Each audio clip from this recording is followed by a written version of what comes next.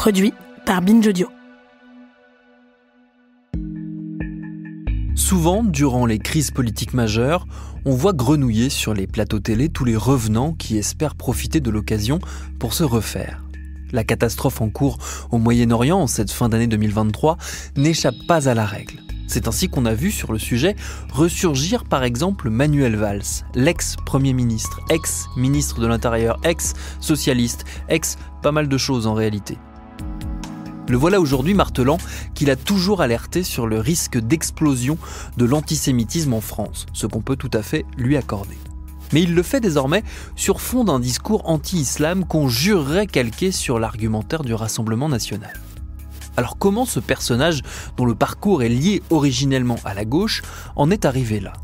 C'est ce qu'on a eu envie de vous raconter avec cet épisode signé par David Carzon. Je suis Thomas Rozek et vous écoutez Programme B.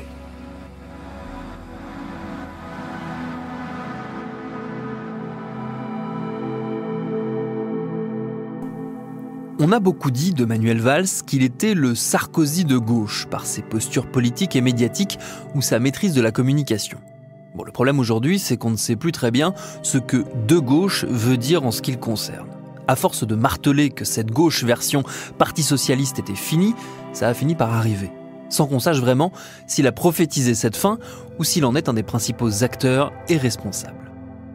Ce qui est certain, c'est que l'image de droiture et de rectitude qu'il avait su imposer dans le paysage politique français a laissé place à celle d'un homme prêt à tous les renoncements pour retrouver une place qu'il estime lui être due. Des zigzags idéologiques et des comebacks prévisibles qui ne lui ont valu dès lors que des échecs. Et sa carrière, comme beaucoup de la génération de l'après-Mitterrandi, illustre l'enterrement en première classe de cette gauche qui avait réussi à conquérir le pouvoir. Un drame en 3 actes. Premier acte, une ascension planifiée.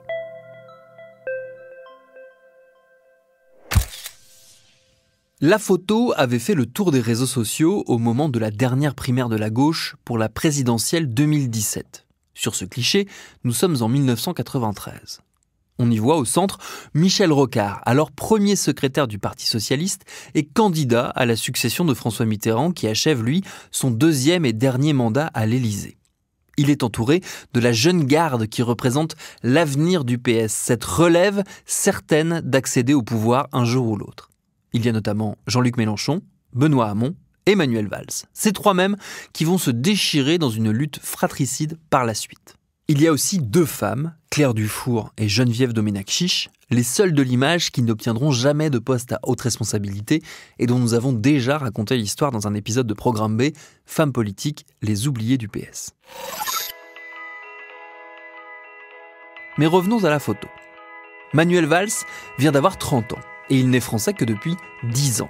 Né à Barcelone, il fait le choix de la France à ses 18 ans en allant étudier l'histoire à Paris, puis en décidant d'être naturalisé français pour ses 20 ans.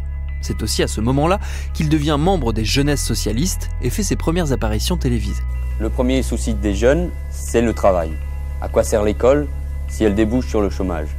L'une des priorités de François Mitterrand, c'est la lutte contre ce chômage. Ce que nous voulons, nous, c'est vivre, travailler.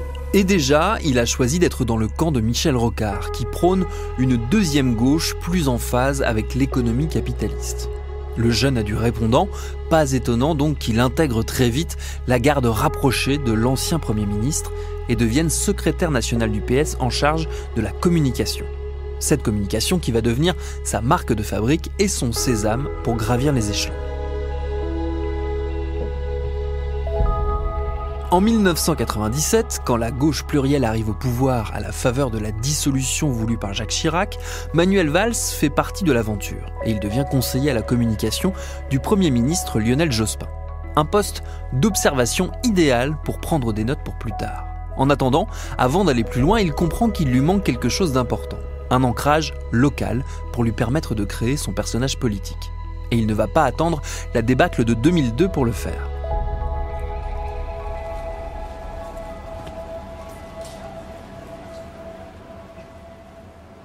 Lui qui était déjà conseiller régional d'Île-de-France décide de s'implanter à Évry, une commune symbole de la crise des banlieues dans la région parisienne. Et il fait les choses dans l'ordre. Il s'y installe avec toute sa famille 1 an avant les élections municipales pour éviter toute accusation de parachutage. Coup sur coup, il est élu maire en 2001 puis député en 2002. Il a alors entre les mains l'outil idéal, non plus pour mettre en scène les idées des autres, mais mettre en pratique les siennes, qu'il sait être à contre-courant au sein de son propre camp, notamment en matière de sécurité. Il arme les policiers municipaux et il installe des caméras de surveillance un peu partout. Une enquête du magazine Capital a depuis démontré que le maire avait fait de sa commune une machine de guerre dédiée à sa communication, avec des moyens bien supérieurs à ce qu'une commune de 50 000 habitants dépense habituellement.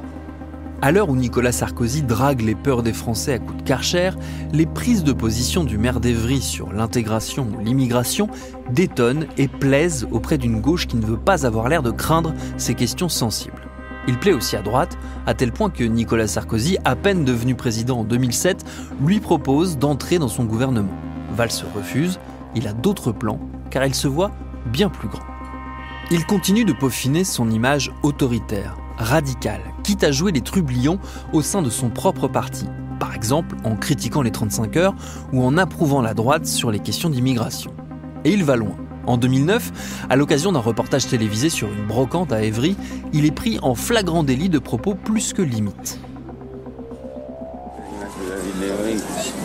Vous avez quelques blancs. Non, quelques blancs, quelques white, quelques blancos. Alors Manuel Valls, on voit dans ce reportage que vous n'êtes pas toujours politiquement correct et à la fin vous ne l'êtes carrément pas. Quand vous dites qu'il n'y a pas assez de blancs, ça donne une mauvaise image de la ville. Oui, parce que évidemment avec les stands qu'il y avait là, le sentiment que la ville tout à coup, ça n'est que cela. Voilà. Donc, comment ça n'est que cela Ça n'est que cette brocante, alors que j'ai l'idée qu'au fond d'une diversité, d'un mélange, qui ne peut pas être uniquement le ghetto.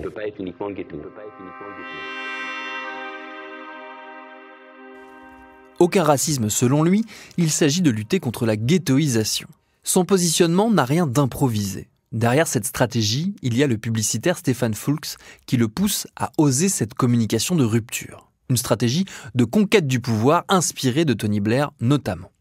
Valls sait qu'il pose des pions en vue du retour de la gauche au pouvoir en 2012. Problème, sa radicalité l'a isolé au sein de son propre camp. Et il s'est même fâché avec François Hollande, dont personne ne voit à ce moment-là, il faut bien l'avouer, quel rôle il pourrait jouer dans cette échéance nationale. Pour Valls, celui qui va y parvenir, c'est Dominique Strauss-Kahn. Alors il se met tout entier à son service. Il en est persuadé. L'avenir de la France et son avenir à lui passe par DSK, l'incarnation parfaite de cette nouvelle gauche en phase avec les marchés financiers. Mais ce plan a un inconvénient majeur, DSK lui-même. Acte 2. Le goût du pouvoir. Dominique Strauss-Kahn devrait être inculpé pour agression sexuelle, pour tentative de viol et pour séquestration. Il est, à l'heure qu'il est, entendu par la police aux États-Unis. C'est évidemment un coup de tonnerre en France.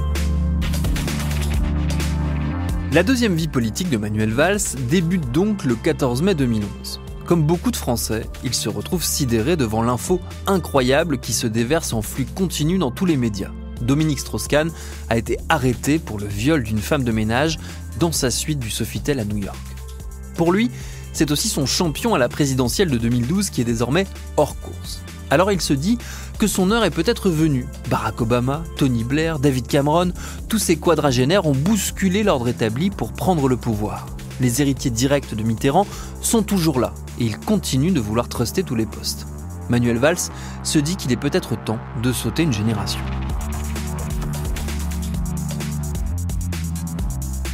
Alors au moment même de la chute de DSK, sa décision est prise.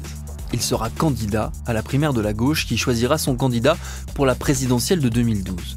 Mais il va avoir ce qui sera le dernier coup de flair de sa carrière. Il y va en promettant à Hollande, devenu le successeur naturel de Strauss-Kahn, de se ranger derrière lui s'il remporte cette primaire. Ce sera aussi la dernière fois qu'il tient une promesse. Le résultat de la primaire est brutal pour Valls. 5,6% des suffrages, loin derrière François Hollande. Mais le score ne reflète pas la position stratégique qu'il vient de conquérir. La campagne pour la primaire lui a donné de la visibilité et il est le premier des éliminés à appeler à se rassembler derrière Hollande, là où d'autres vont continuer de jouer leur partition personnelle. Résultat, il se rend vite indispensable auprès du candidat socialiste et ne va pas tarder à supplanter les fidèles historiques en jouant les bons petits soldats. Son plan est simple, occuper le poste d'ailier droit dans l'équipe de Hollande. Un poste plutôt inoccupé puisque tous les autres se marchent dessus du côté gauche, ce qui lui permet à lui de jouer solidaire au lieu de menacer de créer son propre mouvement. Et ça va marcher. Hollande lui confie toute la communication de la campagne et à force d'omniprésence, Valls va finir par devenir directeur de la campagne tout court, menant son camp à la victoire. Et vous le voyez, 10 secondes avant le résultat. Il est 20h. François Hollande, selon notre estimation, a été élu président de la République avec 51,8% des voix. Une image en direct, celle de la liesse rue de Solferino devant le Parti socialiste. Vous le voyez, des confettis jetés des balcons, des ballons qui sortent des fenêtres, des drapeaux agités.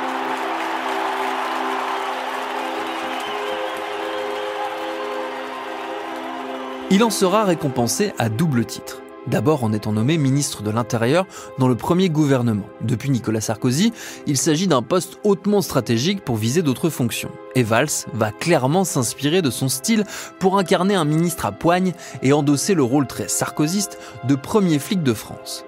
L'une de ses premières décisions, c'est de refuser de mettre en place la distribution d'un récépissé à chaque contrôle d'identité.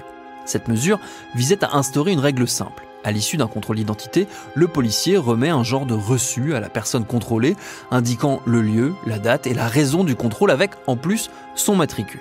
Le procédé avait pour but de limiter les abus, notamment les contrôles au faciès, et de permettre d'établir des statistiques. C'était une promesse de campagne du candidat Hollande. Valls participe à la tuer dans l'œuf. Pour le reste de son passage au ministère, que peut-on retenir ? Une hausse des effectifs policiers, mais aussi une augmentation de certaines statistiques mesurant la délinquance, l'interdiction des spectacles de Dieudonné, une nouvelle inspection générale des services qui n'a rien révolutionné, à l'arrivée un bilan qui ne plaît ni à droite ni à gauche, mais l'essentiel n'est pas là. Car non seulement il est le préféré des Français pour remplacer Jean-Marc Ayrault, qui a traversé Matignon durant 2 ans comme un fantôme, mais personne d'autre ne veut y aller, trop risqué politiquement. Le président Hollande n'a pas le choix, il nomme Manuel Valls Premier ministre, pensant que cette figure autoritaire et populaire pourra répondre aux besoins d'une France en colère. Les attentes sociales, après l'élection d'un président socialiste, ayant été déçues, les mouvements de contestation se multiplient. Le climat est électrique. Et Valls ne va rien faire pour l'apaiser, car si à l'intérieur on peut cliver, à Matignon, il faut rassembler. Et ça, il ne sait pas faire, et encore moins en interne.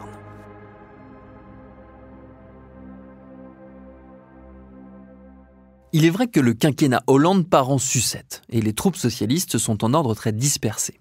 Valls commence son mandat par un désaccord de fond avec 2 de ses ministres, Arnaud Montebourg à l'économie et Benoît Hamon à l'éducation. Alors il les vire et reforme un nouveau gouvernement. Le divorce est consommé avec une partie des députés socialistes et c'est le début de l'épisode dit des frondeurs qui vont systématiquement s'opposer au sein même du parti à la politique économique et sociale du Premier ministre. Ambiance. Des élections décisives sont devant les socialistes dans un climat de division à gauche jamais vu.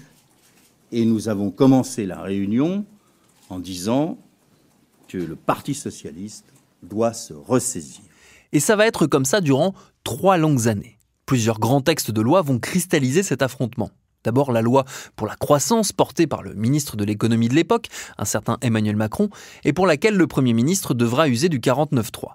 Vient ensuite la loi travail qui révise le code du travail et assouplit les capacités des entreprises à organiser les horaires des salariés, gros coup de canif aux 35 heures, et leur permet aussi de licencier plus facilement. Un texte qui va provoquer une immense fracture sociale dans le pays. Et enfin, il y a le projet finalement abandonné sur la déchéance de nationalité suite aux attentats de 2015, qui là aussi va provoquer des débats enflammés. Ce mode de fonctionnement autodestructeur du pouvoir en place se conclut par une première dans notre histoire politique récente. Un président décide de lui-même de ne pas se représenter pour un second mandat. Tout est inédit dans l'élection présidentielle qui s'annonce. Alors Manuel Valls pense pouvoir briser la malédiction qui a toujours empêché un Premier ministre d'enchaîner avec le poste de président de la République. Mais on le sait déjà, son flair politique l'a quitté depuis un petit moment et c'est le début de la fin. Acte 3. La chute. Nous sommes donc en 2017. Pour la deuxième fois de sa carrière, Manuel Valls se présente à la primaire de la gauche. Il démissionne de Matignon pour se consacrer à la campagne où il retrouve tous ses collègues qui lui ont mis des bâtons dans les roues durant son mandat à Matignon. Benoît Hamon, Arnaud Montebourg, Vincent Peillon. Mais hors primaire, la candidature d'Emmanuel Macron occupe le spectre du centre-gauche que Valls pensait incarner. La campagne est un calvaire pour lui. Il est enfariné. C'était la farine sans gluten, et donc du coup j'apprécie l'attention. Giflé. C'est bon. Allez, ça va. Et ses adversaires la jouent tout sauf Valls. Il finit deuxième du premier tour, mais il est largement battu au second par Benoît Hamon. Simple vengeance ou choix tactique, Manuel Valls décide de ne pas honorer la promesse de se ranger derrière le vainqueur. Il préfère soutenir Emmanuel Macron et se dit même prêt à travailler avec François Fillon s'il est élu. La rectitude façon Valls se transforme en virages successifs que même l'opportunisme de garder un poste à tout prix n'explique pas. Il suffit d'aligner les événements pour mesurer cette incompréhension sur sa stratégie politique.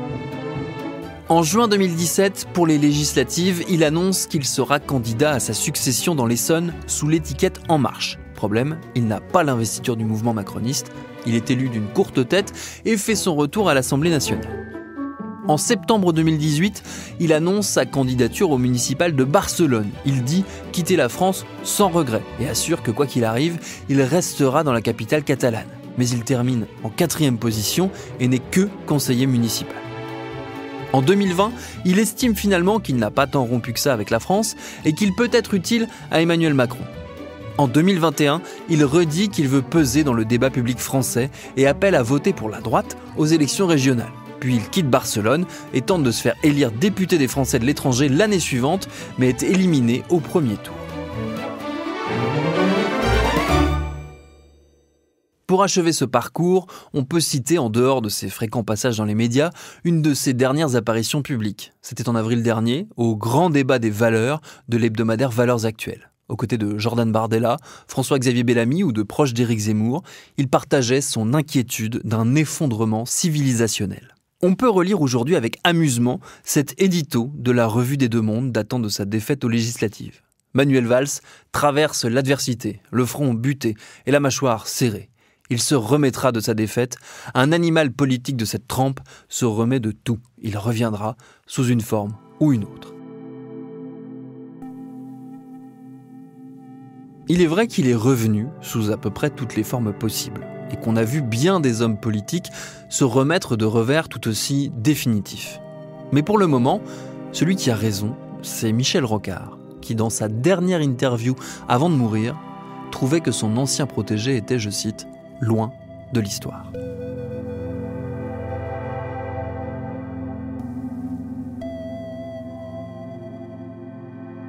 Merci à David Carzon qui signe le texte de cet épisode de Programme B, un podcast de Binge Audio préparé par Charlotte Beck et réalisé par Paul Berthiaud. Tous nos épisodes, les anciens comme les nouveaux, sont à retrouver sur toutes vos applis de podcast préférées. Cherchez-nous sur Internet si vous voulez nous parler et à très vite pour un nouvel épisode.